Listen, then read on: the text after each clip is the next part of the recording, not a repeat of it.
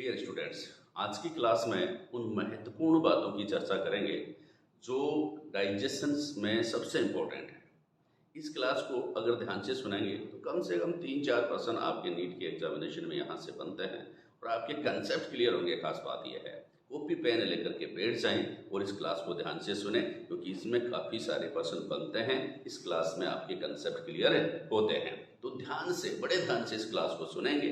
Channel को subscribe नहीं किया है तो चैनल को सब्सक्राइब कर लें और बेल आइकन को दबा दें ताकि अच्छी क्लास का नोटिफिकेशन आपको प्राप्त हो सके।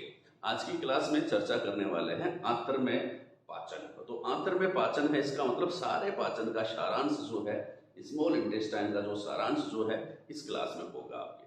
बड़े ध्यान से सुनिएगा। फर्स्ट ग्रेड हो, IAS हो, नीट हो, सेट हो, नेट हो, सभी एग्जामिनेशन की दृष्टि से इम्पोर्टेंट है। प्रस्तुत करने की शैली, इस टॉपिक को पढ़ाने की शैली ऐसी रहेगी कि आपके कंसेप्ट भी क्लियर होंगे। कॉम्पिटिटिव की दृष्टि से भी, कॉलेज में एग्जाम दोगे तो भी, MSc की डिग्री प्राप्त करोगे तो भी, और डेस्क्रिप्टिव एग्जाम जो भी कॉम्पिटिटिव एग्जाम होगी उसमें लिखोगे तो भी। ठीक है, तो ध्यान से सुनेंगे। आंत्र में पाचन, देखिए आंत्र जो होती है उसमें पाचन किस प्रकार से होता है, तो इस प्रकार से अपन इसको रीड कर सकते हैं कॉम्पिटिटिव शैली में कि आंत्र में बाहर से दो प्रकार के रस भोजन में आकर के मिलते हैं। ये खास बात है कि आंत्र में बाहर से दो प्रकार के रस मिलते हैं और इलियम की दीवार यानी कि आंत्र की दीवार से कुछ रस भी भोजन में स्रावित होते हैं। एक तो बाहर से भोजन में आकर के मिले और एक आंत्र की दीवार से, यानी कि आंत्र में ही पाचक रस का सिक्रेशन हो। तो बाहर से दो प्रकार के रस कौन से भोजन में आकर के मिलते हैं, तो पहला रस जो है वह है पित्तरस। अगली बात समझ में, पित्तरस से खास बात क्या है, पित्तरस को अपन बाइल जूस भी कहते हैं। और बाइल जूस जो होता है, इसका फॉर्मेशन जो होता है वह कहां पर होता है बच्चा, लीवर में होता है। बाइल जूस जो होता है, बढ़िया प्रश्न है। फॉर्मेशन, जब फॉर्मेशन की बात आए या सिंथेसिस की बात आए तो बाइल जूस का जो सीक्रेशन जो है वह तो लीवर में होता है, और इसका संग्रहण, स्टोरेज जो होता है वह गोल ब्लैडर में होता है। स्टोरेज कहां पर होता है, गोल ब्लैडर में होता है। इस बात को आप ध्यान में रखें। पैंक्रियाटिक जूस जो है, इसकी पहली खास बात क्या है, इसको कंप्लीट डाइजेस्टिव जूस कहा जाता है।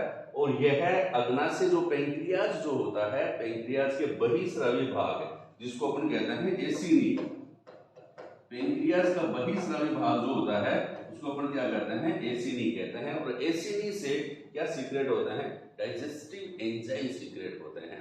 आगे बात समझ में, ये ध्यान में रखना कि बहिस्रावी भाग से, अग्नाशय जो है एक मिक्स्ड ग्लैंड है, पैंक्रियाज जो है एक मिक्स्ड ग्लैंड है, मिश्रित ग्रंथि है। इसका कुछ भाग एंडोक्राइन ग्लैंड्स के रूप में काम करता है और इसका कुछ भाग एक्सोक्राइन ग्लैंड्स के रूप में काम करता है। जो एक्सोक्राइन ग्लैंड्स के रूप में काम करता है उसको हम कहते हैं बच्चा एसिनी, और जो एंडोक्राइन के रूप में काम करता है उसको हम कहते हैं आइलैंड्स ऑफ लैंगरहैंस, यानी लैंगरहैंस के द्वीप, उनको हम कहते हैं। तो बहिस्रावी भाग से सीक्रेट होता है। फिर इलियम की दीवार से भी एक रस सीक्रेट होता है, या स्मॉल इंटेस्टाइन जो है उसकी दीवार से भी एक डाइजेस्टिव जूस सीक्रेट होता है। उस डाइजेस्टिव जूस को अपन क्या कहते हैं, इंटेस्टाइन जूस, या फिर इंपॉर्टेंट है, ध्यान रखना जरूरी है, उसको कहते हैं सक्कस एंटेरिकस। ऐसे भी लिख सकते हैं, सक्कस एंटेरिकस। सक्कस एंटेरिकस जो है, ये नाम ध्यान में रखना, सक्कस एंटेरिकस। बहुत बार प्रश्न पूछा जाता है कि सक्कस एंटेरिकस क्या है। भाई आंत्र रस, अगर इंटेस्टाइन जूस पूछ लेंगे तो आप इजीली बता देंगे, लेकिन ये ध्यान में रखें सक्कस एंटेरिकस जो होता है ना, वह है इंटेस्टाइनल जूस भी है, इंटेस्टाइनल जूस ही है। ध्यान में रखना, सक्कस एंटेरिकस। ठीक है, अब इसके बाद आपको क्या रीड करना है, देखिए नेक्स्ट पॉइंट में आप ध्यान में रखेंगे कि जो बाइल जूस है यह इमल्सिफिकेशन करता है, किसका, लिपिड्स का। वसा के बड़े बड़े जो कण जो होते हैं, जो डाइजेस्ट नहीं कर पाते हैं, अग्नाशय रस के जो एंजाइम है वो उसको डाइजेस्ट नहीं कर पाते हैं, उनके ऊपर कार्य नहीं कर पाते, उनको पित्तरस जो होता है छोटे छोटे कणों, मिसेल्स में तोड़ने का कार्य करता है। मिसेल कौन, बाइल जूस। समझ गए, फॉर्मेशन का, सिंथेसिस कहां पर होता है, इसका लीवर में, स्टोरेज कहां पर होता है, गोल ब्लैडर में या पित्ताशय में। ठीक है, तो इसकी खास बात क्या है बाइल जूस की कि पित्तरस जो होता है, जरूरी है इनको ध्यान से देखना क्योंकि पर्सन यहां से बनते हैं। देखिए पीएच जो होता है पित्तरस का वह कितना होता है 7.7 के लगभग होता है, यानी कि जो बाइल जूस होता है एल्केलाइन नेचर का होता है। इनकी प्रकृति किस प्रकार की होती है, क्षारीय प्रकृति होती है, एल्केलाइन नेचर होता है, पीएच होता है 7.7। ठीक है, फिर कितनी मात्रा में स्रावित होता है, क्वांटिटी कितनी होती है, तो 700 से 1000 ml पर डे ये सीक्रेट होता है, पर डे ध्यान रखना 700 से 1000 ml। इसमें वाटर की मात्रा कितनी होती है, पानी की मात्रा कितनी होती है, तो 89 से 90% पानी होता है बाइल जूस में, 89 से 90% पानी होता है।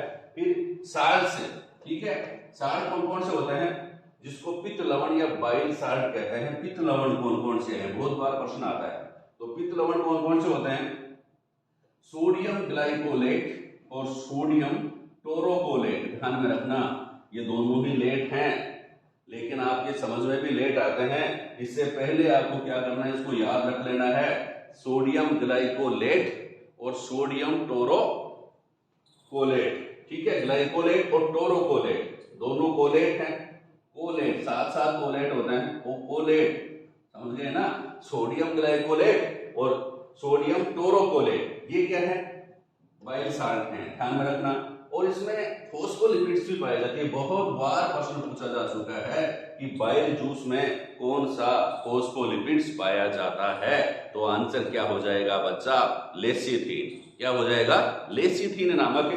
फॉस्फोलिपिड्स इसमें पाया जाता है, जिसकी मात्रा कितनी प्रतिशत होती है, 0.3%। बहुत बार आता है। कोलेस्ट्रॉल कितना प्रतिशत पाया जाता है, 0.6 से 0.8% कोलेस्ट्रॉल पाया जाता है किसमें, बाइल जूस में। और इन साल्ट से जो ना, जो इनऑर्गेनिक साल्ट जो होते हैं, इनऑर्गेनिक साल्ट अकार्बनिक लवण कौन से कितने पाए जाते हैं, 0.5% इनऑर्गेनिक इनऑर्गेनिक साल्ट्स पाए जाते हैं। इतनी बात ध्यान में रखना।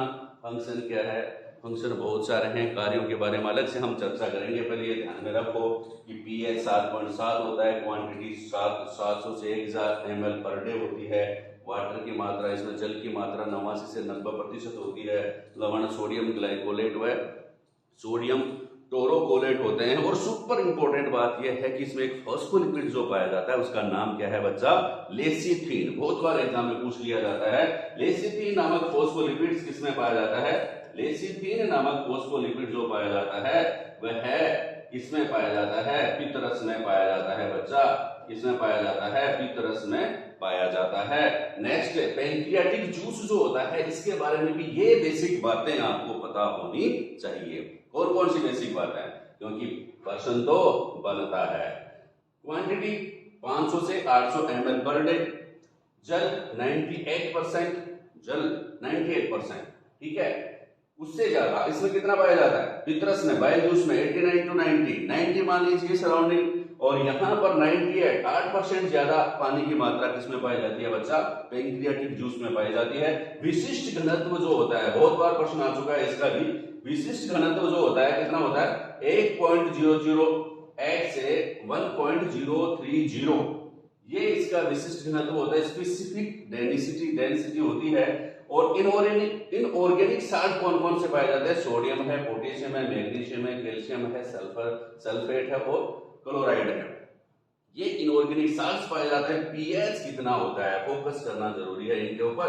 7.8 से 8.3 इसका पीएच होता है, 7.5 से 8.3, ठीक है। और कार्बनिक पदार्थ इनमें कौन से पाए जाते हैं, एंजाइम्स पाए जाते हैं। कार्बनिक पदार्थ कौन से पाए जाते हैं, एंजाइम्स। बहुत बार प्रश्न आता है कौन सा एंजाइम पैंक्रियाटिक जूस में पाया जाता है, या दूसरे हिसाब से प्रश्न पूछते हैं कि कौन सा एंजाइम पैंक्रियाटिक जूस में नहीं पाया जाता। चर्चा करेंगे इनकी। आप क्लास देखते रहें, पढ़ते रहें, आगे बढ़ते रहें। देखिए नेक्स्ट कौन सा खास बात क्या है कि पित्त वर्णक कौन कौन से, पित्त रस जो होता है उसमें पित्त वर्णक भी पाए जाते हैं, जो आरबीसी को तोड़ने से बनते हैं। कौन कौन से, हीमोग्लोबिन को तोड़ने से बनते हैं। पहला पित्त वर्णक जो आता है जिसको कहते हैं बिलीरुबिन।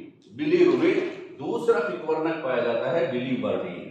बिलीरुबिन पीले रंग का होता है और बिलीवर्डिन हरे रंग का होता है। जब आपका लीवर खराब हो जाता है, जब किसी का लीवर खराब हो जाता है तो पीलिया या जॉन्डिस डिजीज हो जाती है।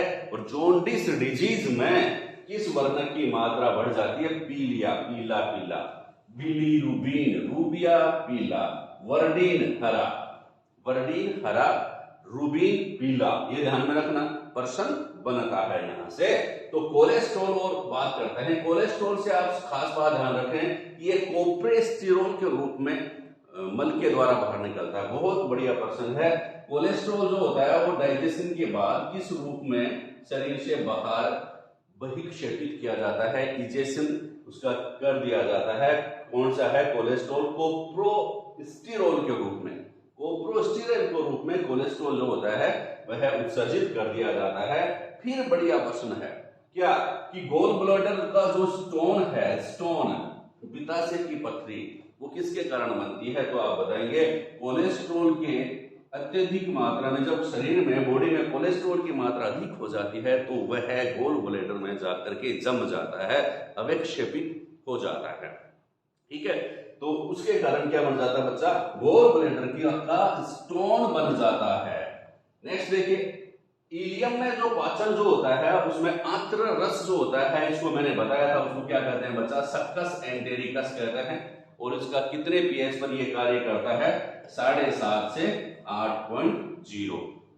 आगे बात समझ में, तीनों का पीएच ध्यान रखना। सक्कस एंटेरिकस क्या है? पर्सन बनता है, ध्यान में रखना।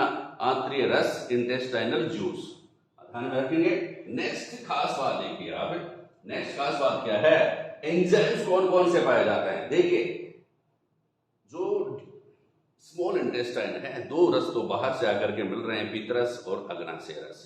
ठीक है, पितरस मिलता है लीवर से और गोल ब्लैडर में स्टोरेज होता है। अग्नाशय रस मिलता है पैंक्रियाज से। ठीक है, और एक उसकी आंत्र की दीवारों से सीक्रेट होता है जिसको कहते हैं सक्कस एंटेरिकस। अगली बात समझ में, तो उनमें कौन कौन से एंजाइम पाए जाते हैं जो अपने भोजन का डाइजेशन करता है, पर्सन बनता है? यहां पर स्टूडेंट कंफ्यूज होता है, तो कंफ्यूज ना हो, क्लास को और ध्यान से सुने। देखिए, पितरस जो होता है, बाइल जूस जो होता है, उसमें किसी प्रकार का एंजाइम नहीं पाया जाता।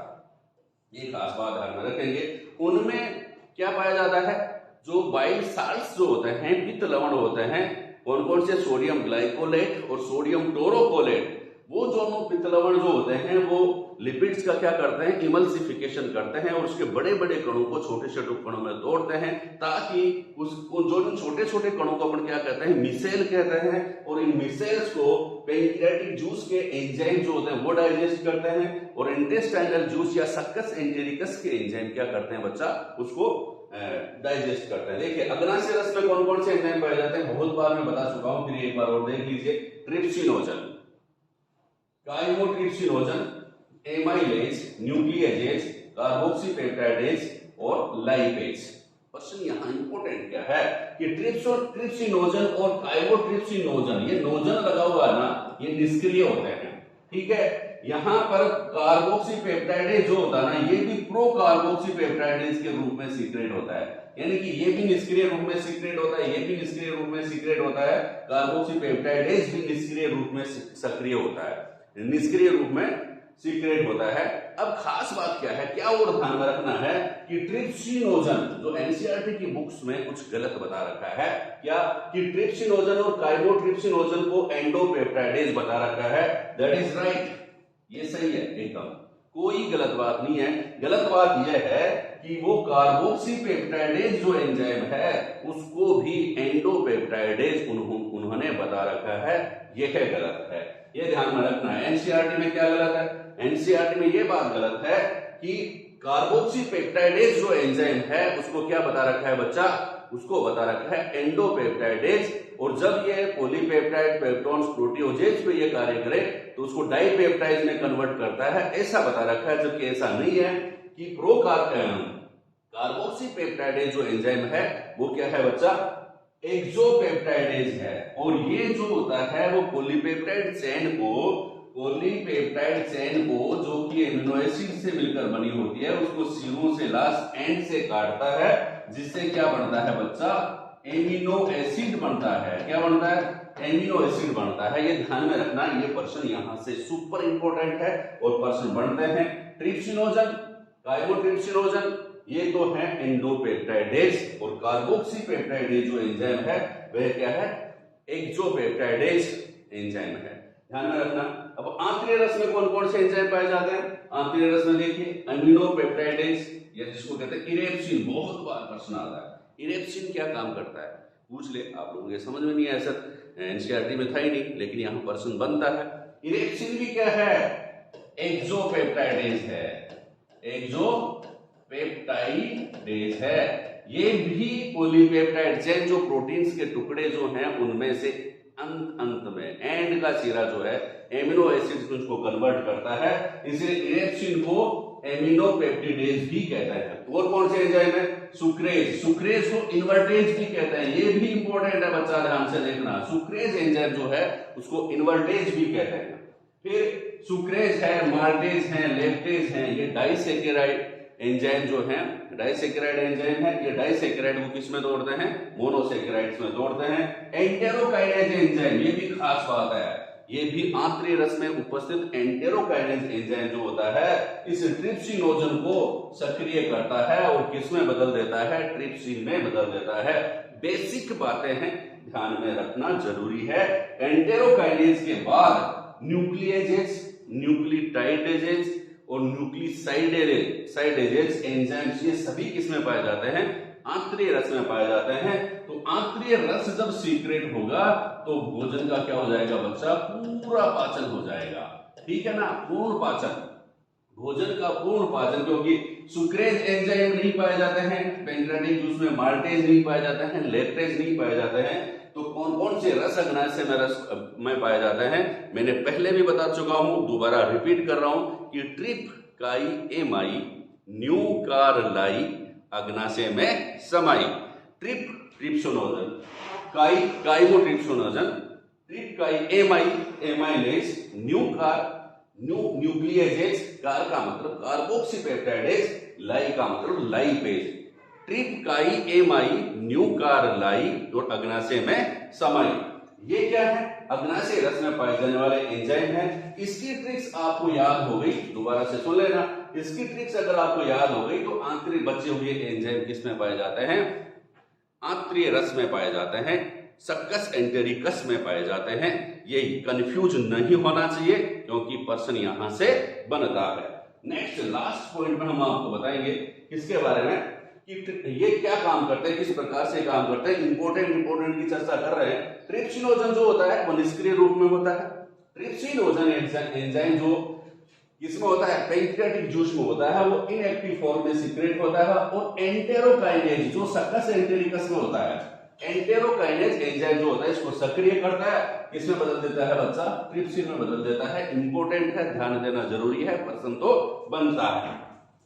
काइमोट्रिप्सिनोजन जो होता है उसको कौन सी ये भी इनएक्टिव होता है और ट्रिप्सिन एंजाइम इसको क्या कर देता है भाई, काइमोट्रिप्सिन में कन्वर्ट कर देता है। ये भी इंपॉर्टेंट है, ध्यान से देखना। ये दोनों एंजाइम क्या बताया था मैंने, ये दोनों एंजाइम एंडोपेप्टाइडेज होते हैं जो प्रोटीन्स को, डाइपेप्टाइड्स को या जो भी पॉलीपेप्टाइड्स को, पेप्टोन्स को, प्रोटियोजेज को, ठीक है, इनको क्या करते हैं, प्रोटीन्स को डाइपेप्टाइड्स में तोड़ देंगे, पॉलीपेप्टाइड में तोड़ देंगे या पेप्टोन्स में तोड़ देंगे, लेकिन कंप्लीट डाइजेशन ये नहीं कर पाएंगे। टुकड़े जरूर करेंगे, बड़े टुकड़े या फिर छोटे टुकड़े। इसलिए ट्रिप्सिन में काइमोट्रिप्सिन क्या है बच्चा, ये है एंडोपेप्टाइडेज। ये बात इंपॉर्टेंट है।